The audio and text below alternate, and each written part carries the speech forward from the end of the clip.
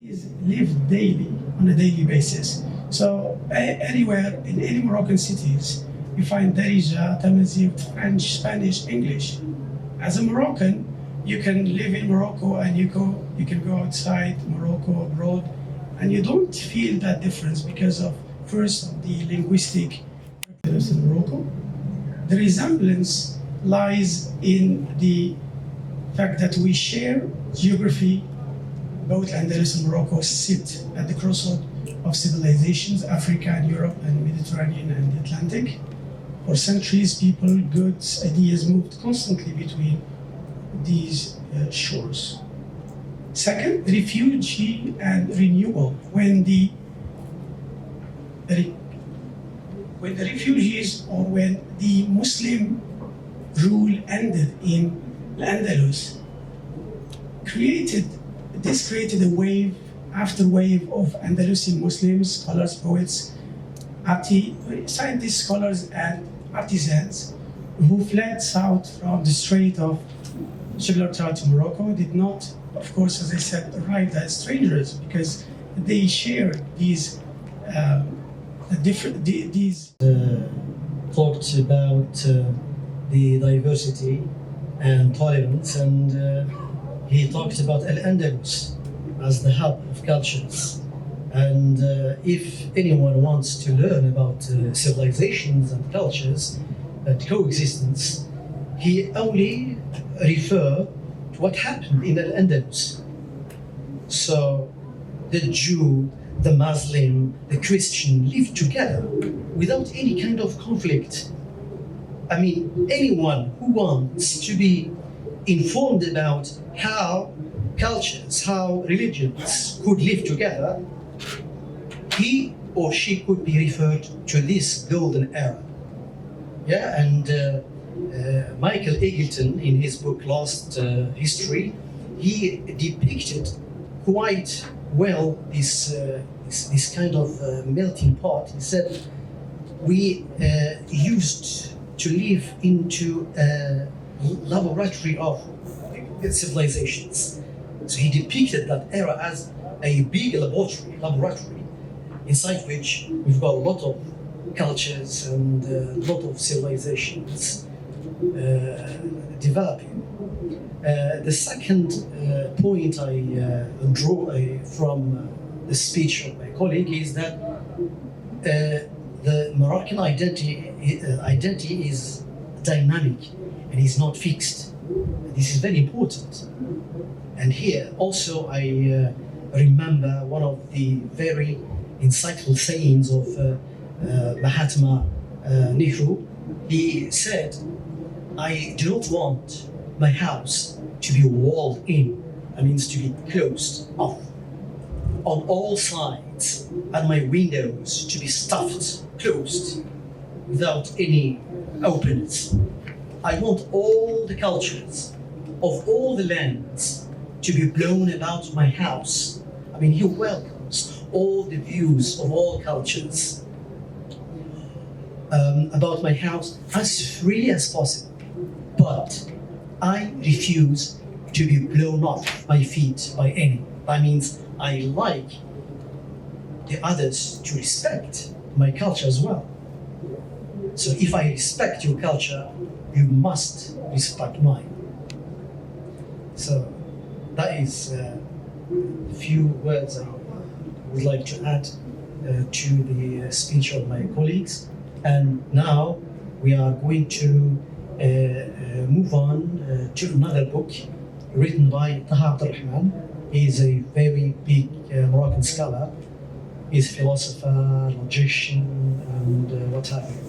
So Mr. Abdullah Boukri is going to expand on that book and the core cultural idea of it. Okay, thank you very much. The floor is yours. Okay, thank you, Mr. President. Good afternoon, everyone. So maybe I will take a different way from my friends because I'm going to talk about my experience in translating Taha Abdurrahman's book from Arabic into English. So they have worked on translating a book from English into Arabic. I did the other way around. So I'm going to talk about the challenges that I have faced in translating Abdurrahman's book, because it's a lot of philosophy and it's not that easy, because the project itself is based on a kind of reviving the Arabic tradition, which is not that easy when you want to translate. Let alone delving into the main concerns of his book. So my contribution to this theme, unity in diversity, will be a kind of demystifying. I chose the word demystifying because the work of Abdurrahman is very difficult and it needs a lot of revisiting and demystifying if you want to understand his concept of the cultural dialogue. What does he mean by cultural dialogue? So the title that I have chosen for this is The Ethics of Unity in Diversity, Abdurrahman's conception of translation. Because the book that I have translated deals in some parts with translation, with his project of translation, because he thinks that we need to reconsider our approach to translation if we want to make philosophy something that is appealing to our students and Arabic receivers in general. Because he notices his starting point is that Arabs and Moroccans, they fear this notion of philosophy. They don't like to read philosophy, not because of the theme itself, but because of the language. The language that is used in translating Western philosophy is oblique and it's not easy to access. So I will discuss this theme in 3 interconnected points. So the first one, I will talk in general about his notion of cultural dialogue. The second one, I will talk about his project of translation, which is guided by a kind of intersectional continuity. I argue in some essays that I wrote after the publication of this book, and it was published by Real. So I wrote many articles about this. So I argue that Abdurrahman's project of translation tries actually to talk about the continuities rather than the rupture with the other traditions. He thinks that the Arabs and the Western and the Chinese, there is an intersectional continuity. So I'm going to shed some lights on this. The third point, I will end my revisiting of Abdurrahman's project by a sneak peek perspective on his contribution to translation as a threshold to philosophizing. So to begin with, during the last 5 decades, Taha writings on Islamic philosophy, logic, language, ethics, just to mention this few, have largely aimed to contribute to shaping a local independent intellectual identity. This is his major project.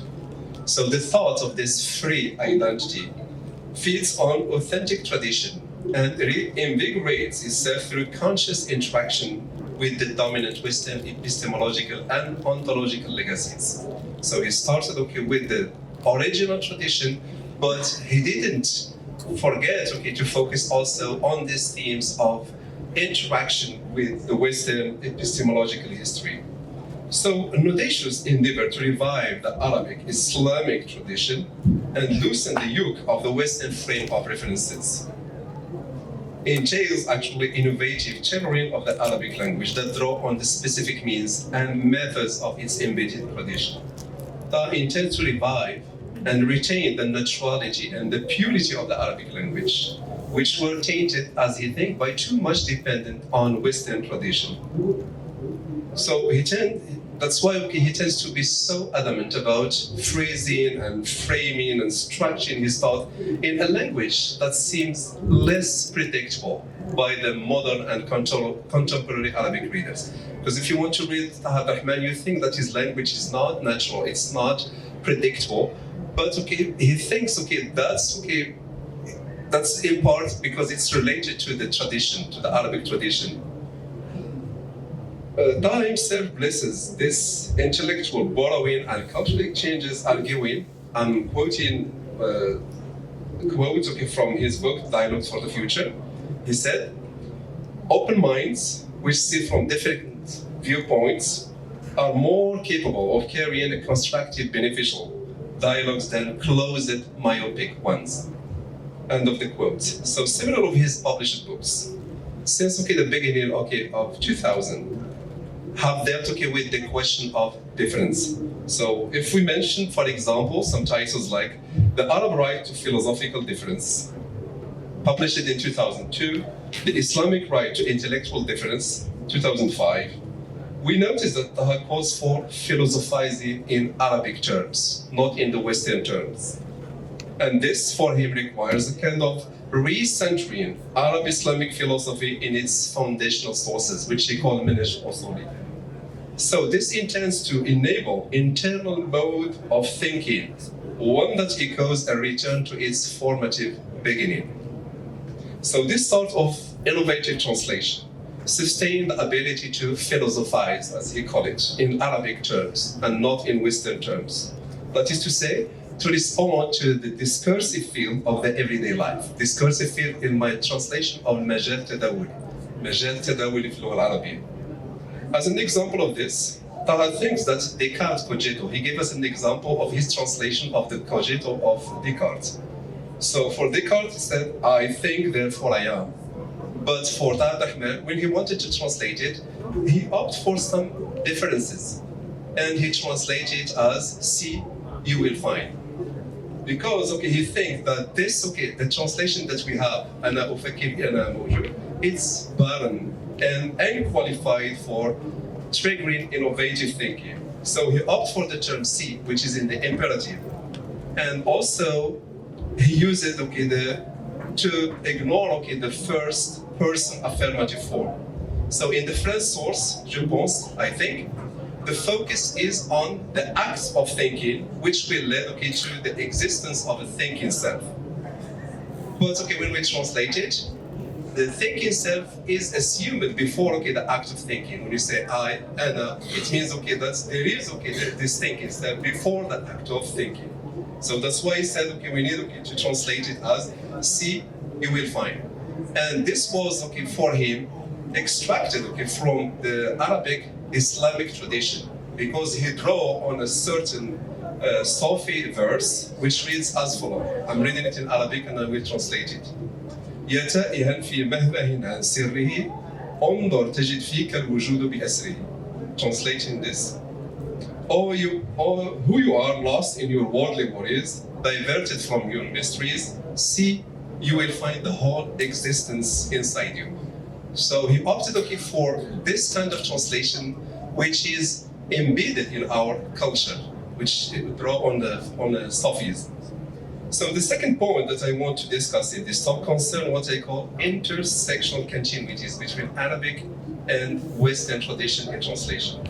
So instead of taking one stand, either to follow the European ethnocentric approach to translation, or to go with this decentralized waves of translation, because we have some new decentralized way of thinking, believing that we need to forget about our dependence on Western frames of reference and focus just on our original frame of reference. So instead of focusing on this one or the other one, I think that there is a kind of continuity. And Abdurrahman himself, always reminding us, that there was all the time a kind of cultural contamination. There was always a kind of cultural exchanges between the Arabs and the other nations and other cultures.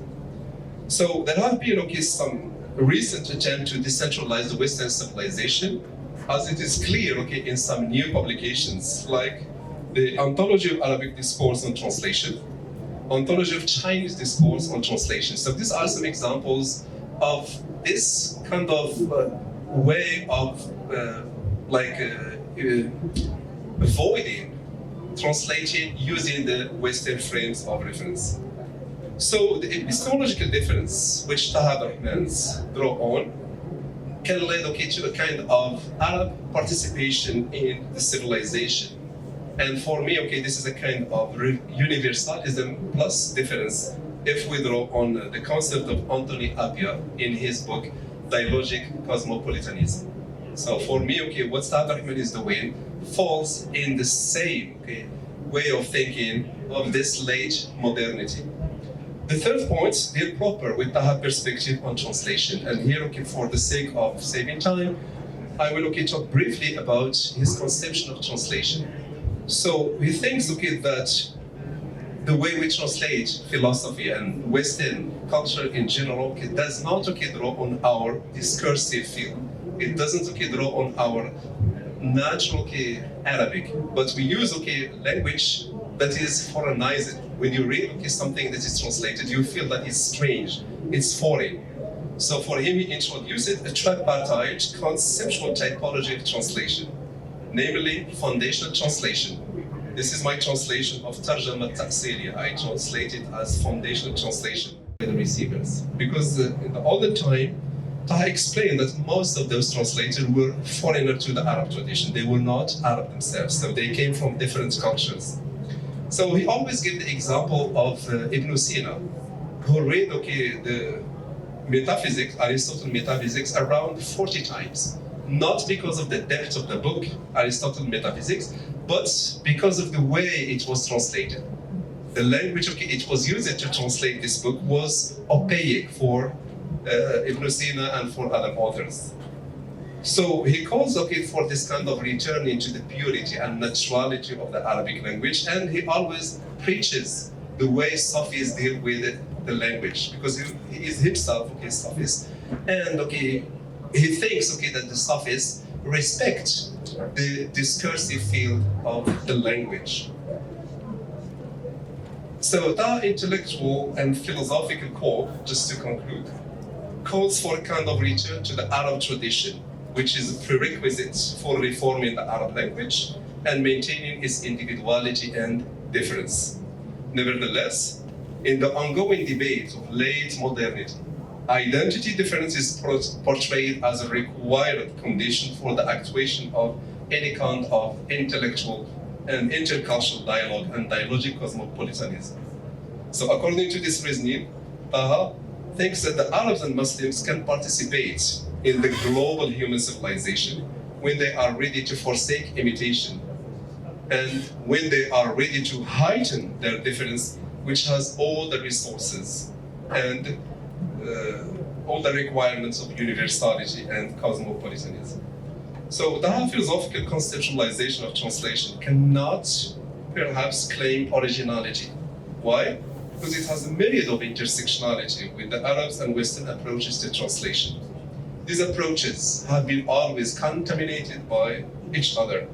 There was always a kind of cultural exchanges and borrowing, and have never operated in isolation from each other. I'm concluding by this quote by Maria Sanmakar, who thinks that, I'm quoting her, several historians reject East and West construct. The other, that means I think best, the others do not think like me. Yeah, so maybe this is because of that he would like to retranslate this saying. But again, I say he may fall into the trap of generating also some biases and prejudices.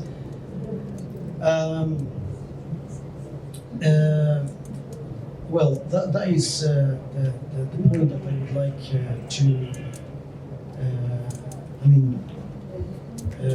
to level at Ta'at Rahman. But in general, Ta'at Rahman is a philosophy that should be really considered, it should be read.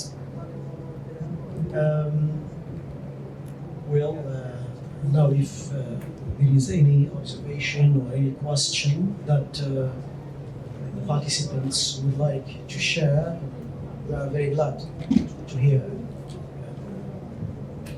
Thank you so much. I've enjoyed. I took a lot of notes, but I know I'm going to synthesize. Do not be afraid, Mr. Moderator, because people can take it too long. Probably they can speak sometimes more than the people who. So I'm not going to do so. But my question is simple. I mean, you took the challenge to work on translations, which are really, really challenging, especially that the audience is the West. And as scholars for cultural studies, I'm sure you took into consideration the issue of Orientalism, because this is a huge responsibility when to rely on your manuscript to have an idea about what is Morocco. But you mentioned certain values which sound kind of omnipresent: coexistence, tolerance, particularly religious tolerance. And I couldn't help but think about contemporary Moroccan identity now. So do we still uphold to these values? Or since you mentioned, Professor, that culture or identity is not actually static, it's dynamic. And if I may contextualize what we have in the criminal law, the penal law, and I'm going to target two articles. Article 222, which is eating in public in Ramadan, and Article 220, which has to do with shaking, I'm sorry for translation, you've got to correct me, I'm sure I got it wrong, shaking Muslims' faith. That's aqidat Muslim in French, ébranler la foi des musulmans. So those values, actually, they were imposed by the colonizer back way before 1956. And I couldn't help but wonder, do we still uphold to those values? Are these values legitimate in the first place, or were they imposed by the colonizers? And if I may ask you as scholars, what is your personal take and opinion on this? Thank you so much. Well, so thank you so much for this performance. I am very glad to attend this lecture and to attend this seminar. I am more interested in Moroccan identity as a teacher because I taught many generations here in Rabat, and I wanted just to ask you two questions. The first one is, what are the real indigenous people here in Morocco? Because there are different people, they have different points of view, according to what I hear from mass media and from different interpretations. Okay, the second one is then how can we secure, for example, the future prospects of Moroccan identity in terms of difference, which is horizontal between Moroccan identity and other European cultures as interaction or civilizations. Okay. And among Moroccan themselves? This is my two questions. So thank you so much. Hello everyone, thank you very much for the insightful and very rich contributions. I've also taken a lot of notes. So yeah, maybe a second part to your question, because also I'm very interested in contemporary Moroccan identity and how can we extrapolate, the richness of the Andalus to our current state. And maybe another part, because I was going to ask the same question. So a second part would be, since during the Andalus, people were trying to coexist between all the categories of people who were living there. But now diversity has changed. So we are not only talking about Christians, Jews, and Muslims. Now we have Moroccan atheists, we have Moroccan Baha'is, we have even Moroccan Christians, because also now when we talk about coexistence in Morocco, it's mainly foreign Christians, not Moroccan Christians. So the scope of diversity in Morocco is very rich, but coexistence with this richness is not, that large. So how can we really be inspired by, the legacy of an Andalus, to have a new Andalus that is more suitable for our, current state of affairs? And thank you again for the very precious contributions. Good afternoon, everybody. I arrived late to this lecture. I just heard the last intervener. So I wish I were in the context. So just from the title, we've been talking about translation as well as the identity. Concerning the identity, don't you see with me that we talk about identity, it is what we call a crisis of identity when we talk about the Moroccan heritage. So are we going to link Morocco to its African ties, or to the north, to European, or to the east? So just a very simple example. Sometimes, as you see, we are a part of Africa.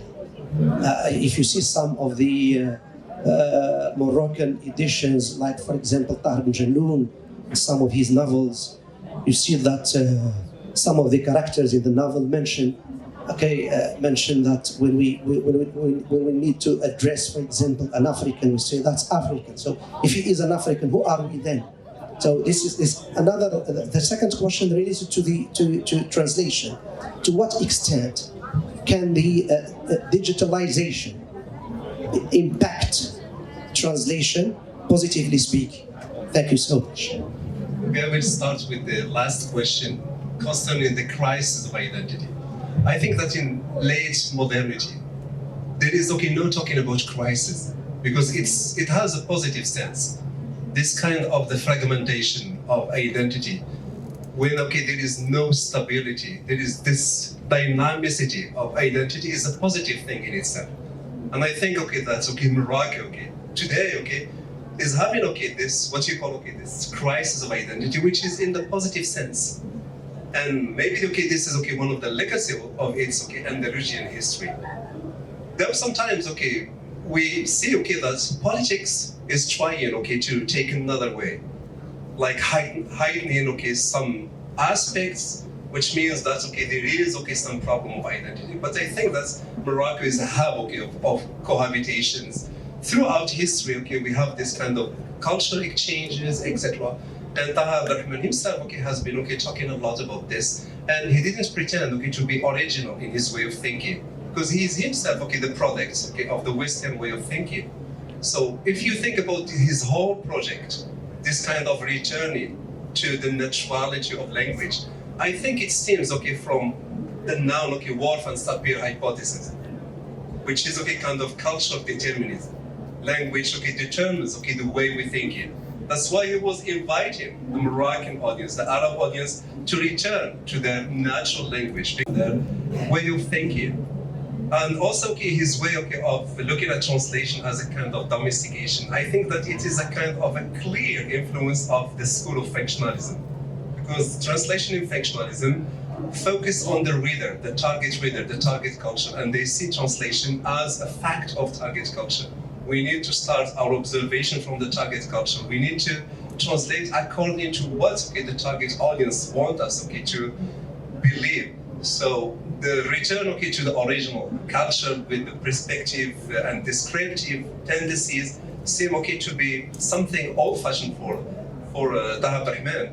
And so his way of looking at all this synthesis, I think it falls within his project of going back to tradition.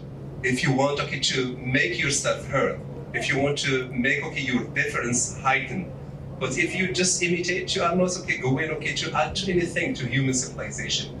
And in most of his books, he actually trades on the need of filling the gaps. Yeah, the last point, filling the gaps in Western culture, particularly those values that are missing in the materialist culture, the capitalist culture, especially the ethics, morality, and a lot of moral values. He thinks that our Eastern civilization can fill up these gaps and contribute to human civilization. I'm sorry if I couldn't attend to all your questions because of time constraint. Speaking about dynamicity, I still remember Professor Abdurrahman once told me that nothing is frozen static except change. The second thing I would like to accentuate here is that in Morocco, luckily we are not afraid of difference. And as long as we are engaging in and we are managing communication, and one part of communication is intercultural communication, we are okay, we are in the right pathway. Just bear in mind that when we talk about communication, we are not talking about unidirectional process. We don't only send messages, we send and receive. We also take into consideration while the communication process, in this process, we have obstacles, problems. We need to think about not only about the message we are encoding, we need to think about also the channel. We need to talk about the noise, internal and external noise. And when we talk about intercultural communication, and this is why we need to highlight, we need to strengthen this intercultural communication in the Moroccan sphere, because here we are not taking only into consideration the message, but the cultural background. To understand others, we need first to listen to them. And as long as we are not silent, we are communicating, we can say that we are strengthening this diversity here in Morocco? Thank you. So I will just try to say that coexistence is not easy, but to accept, to start the journey of coexisting with others is a start.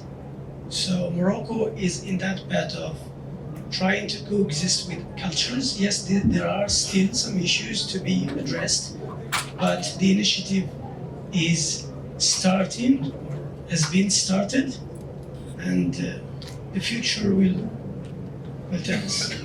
Thank you. Okay, good afternoon. My name is Bouazza Mohammed. I am here as a professional English teacher. I am coming to visit the book exhibition of this year, 2026. And I attended an English lecture or an English seminar about cultural identity in Morocco. And I discussed with some teacher the culture of Morocco, which is divided into Amazigh culture, Arabic culture, and Andalusi culture, and Saharian culture. It means here, in this context, Morocco is a melting pot, which is secured by the kingdom Mohammed VI. Okay, so that's why here we can now discuss the prospect of such cultures. How can they coexist together because of some different constraints and different interactions among other cultures of the world. My point of view is that we should now raise the awareness of people within schools and within, for example, associations. We should it means all the activists who defend cultural identity should work together in order to raise the awareness of people for the sake of helping the policy of our king in order to constitute a very good cosmopolitan country, which is Great Morocco.